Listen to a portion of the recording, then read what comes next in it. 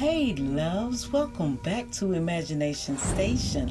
I'm your favorite author and host, Lisa Walker McCray, bringing you another gripping story time from the pages of my novel, A Peculiar Kind of Love.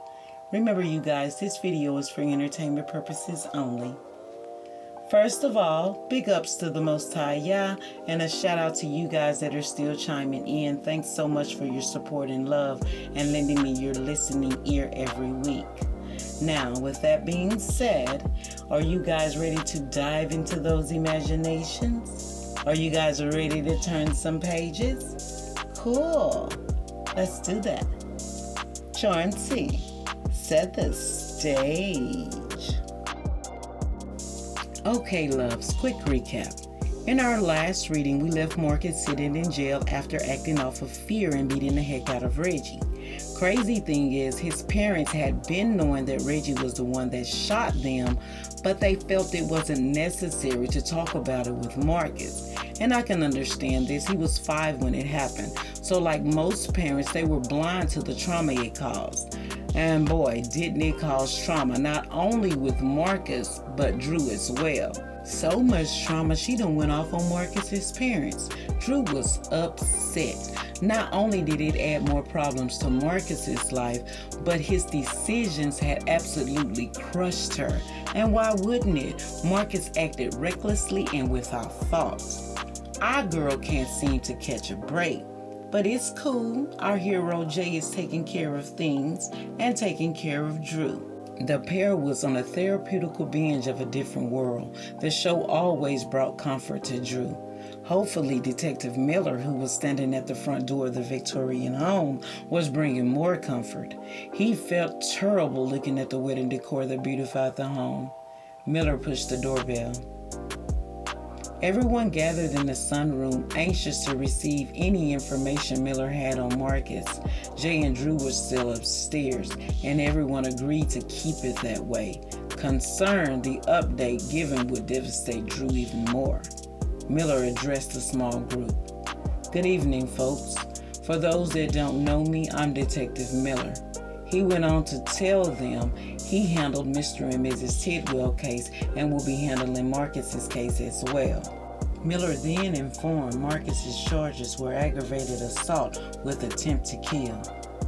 I'm sorry to tell you folks, but it's possible that Marcus... Oh my God, no, we should have said something to him. We should have told him something. The Tidwells fell apart before Miller could finish his sentence. Brenda and Michael rushed in to comfort them. Miller expressed that he understood them being upset, and due to Marcus's prior and evidence found in his car, the assault was premeditated, and that didn't look good. That happened when he was a kid. How can they use that? Kirk voiced. Miller reminded Kirk how the system worked for young black men. Then he added if Marcus is convicted, he could face 2 to 20 years, maybe even life, depending on the judge and Reggie's injuries. Are you serious? The man that shot my parents got less time than that, Michael roared. That's bull. The room was quiet. What is his bond? Sarge asked. Miller informed there wouldn't be a bond just yet due to the 4th of July holidays, and Marcus would probably have to sit there until Monday when a judge came in, or, because of his priors, until his court date. Everyone seemed to have let out a sigh. Connie buried her head in Kirk's chest. We should have told him. We should have made sure our boy was okay, she cried out. Kirk asked how was Reggie. Detective Miller shook his head, informing Reggie was still in ICU at Shiloh Regional Hospital, and it didn't look good. Marcus's parents wept. Oh, sucky now. It's worse than what we thought. Anyway, after all the details were given, Carl escorted Miller to the door. Miller secretly informed Carl that Marcus would need a good lawyer because Judge Horn would be the residing judge and he wasn't a slap on the wrist type of judge. He also told Carl to pray hard because if Reggie died, that would mean life for Marcus. Thanks, Miller. Thanks for taking the case. Carl shook his hand and shut the door. Shaking his head, Carl thought to himself, man, I don't even do a lot of praying.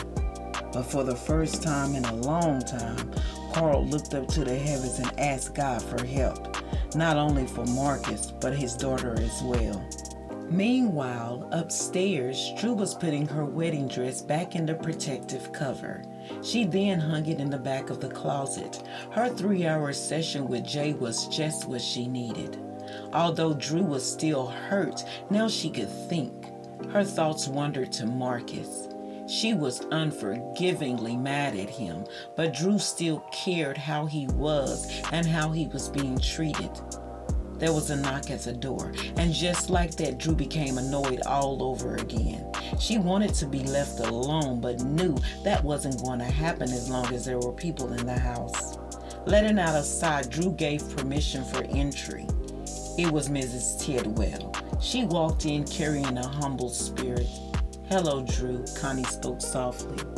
Drew returned the greeting. She could hardly look at Marcus's mother, not because she was mad, but Drew was embarrassed for being so rude and nasty before.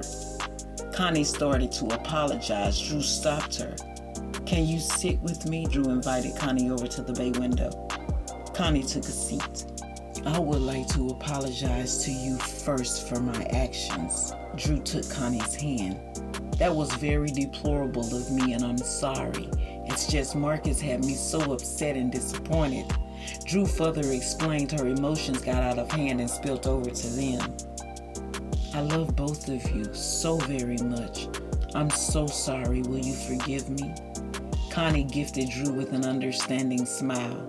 She then admitted her and Kirk were to blame because they never talked about the shooting or the shooter with Marcus because it wasn't much to tell. Reggie served his 2 years, then afterwards he came and asked him for forgiveness. Connie enlightened with him asking for forgiveness and then forgiving him, they never felt it was necessary to bring up, especially with Marcus being a child when it happened. As for them, they thought he didn't even remember. The women conversated a while longer. Drew felt better about knowing the Tidwell's reason for not revisiting the shooting with Marcus. Her heart was humbled. "Listen, loves, take heed. Do your research on trauma. For those that don't know, trauma stays with a child into adulthood, often resurfacing as anxiety, relationship issues, emotional numbness, triggers, and physical symptoms. Even if a child doesn't consciously remember, the body and nervous system stores the experience. So make sure those babies who have experienced trauma are okay." Anywho, the women finished their conversation. Connie got up to leave, but before exiting, she looked back at Drew and pleaded she stand by Marcus's side. Drew gave Connie a pleasant smile. That was a promise she couldn't make. "Hun, see, Drew is not folding. She meant what she said. If y'all remember in the last story time, Drew dismissed the love she had for Marcus, proclaiming it was better to learn how to live without him rather not to know how to live without him." Now that's real spill. And learning to live without Marcus may be something Drew has to do. It's been 3 months and our boy Marcus, along with a few Shiloh City and Promise residents, sat quietly in the courtroom awaiting Judge Horn to return. Marcus scanned the courtroom looking for Drew. He thought for sure she'd at least be there to hear the verdict. What Marcus didn't know is Drew was sitting in her car outside the courthouse. She wanted to go inside and see Marcus's face in the flesh, but couldn't bring herself to do it. Marcus had been on Drew's brain the last 3 months. She couldn't work, eat, sleep, socialize, cry, or smile without thinking of Marcus. Our girl had it bad. Anyway, Drew focused her attention on the courthouse doors. All she needed to see were the expressions on everyone's face when they came out. This would help Drew decide what to do, so she thought. Meanwhile, Jay was looking over at Marcus, motioning him to lift his chin. Marcus gave him a sorrowful smile. Then he looked over at his parents. The hurt, worry, and fear on their faces gave Marcus enough shame to last a lifetime. The only thing keeping his spirits up right now was all the support from the communities. Marcus didn't know what the outcome would be, but their support was priceless and kept him positive. Drew was also trying to keep a positive attitude. Spinning the engagement ring around her finger, she thought back to the day Marcus left her at the airport. Drew waited for the tears to fall when hearing Marcus say he wasn't going back to Atlanta with her. Drew waited for the tears to fall when visioning herself standing there with her bags in hand and a broken heart. Drew waited for the tears to fall when she walked off, leaving Marcus with his words and decision. Drew waited for the tears to fall when hearing Marcus call her name as she walked off. Drew waited for the tears. Drew stopped spinning the ring. She then touched her face. There were no tears. Drew exhaled. "I've already been prepared for this," she said to self. A smile graced her face. "This is your time, Yah, and you've already prepared me for it." Humbly, Drew embraced the revelation she just received.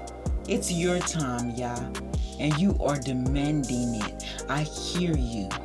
Drew was now laughing uncontrollably. "This is your time, Yah. You want it. Okay, I get it." Tears were now streaming down Drew's face, not because of sadness, but because she understood. A lot of you understand as well. Sometimes when Yah removes someone from your life, it's not to hurt you, but to allow room for growth. Not everyone in your life permits growth. Some people keep you in the same place. So, if separation is an issue for you, I suggest you pray about it, because some people can't go where you're going, and hanging on to them will delay you. Moving forward, we're back in the courtroom, and Judge Horn just entered. The only thing Marcus could hear was the breath he took. Looking over at Reggie and his family, Marcus was glad he didn't press charges. This gave him a better chance at probation. But there was a downside. Marcus knew Judge Horn was a tough judge that showed no mercy. "Please, Yah, give me strength for the outcome," Marcus asked. Horn told everyone to sit. He looked over his glasses at Marcus, clearing his throat. He read the verdict and gave his sentence. Marcus exhaled. He couldn't move. His lawyer shook his shoulder, but Marcus couldn't move. "Mr. Tidwell, do you understand?" Judge Horn asked, calling Marcus's name. He still couldn't move. Marcus heard his mother cry out, but he still couldn't move. Marcus's heart beat in slow motion along with everything else. He couldn't move. Marcus rested his thoughts on the night he proposed to Drew. The smile on her face, the light in her eyes, and the touch of her lips seemed to be the only thing keeping Marcus afloat right now. My, this chapter has us back and forth. Forgiveness was received, revelations were received, and sentences were received. Take what you want from this chapter, but most of all, take heed when Yah is trying to get your attention. We seldom miss the gentle taps on our shoulders when Yah is trying to get our attention, when he's trying to let us know that he needs more time, he needs more prayer, he needs more praise. As we can see here, Drew didn't recognize the tap back when Marcus left her at the airport. But this one right here, oh yeah, our girl overstood, and it looks as though she's ready to comply. Unfortunately, this is the end of our story time. So for those that would love to come back and join me for the next one, feel free to chime in. Our next trip into our imaginations will set us on a new journey that will leave you wanting more. Until then, store this in your mental. Pour selectively. Don't water everything. Yah bless this reading and yourselves. Smooches.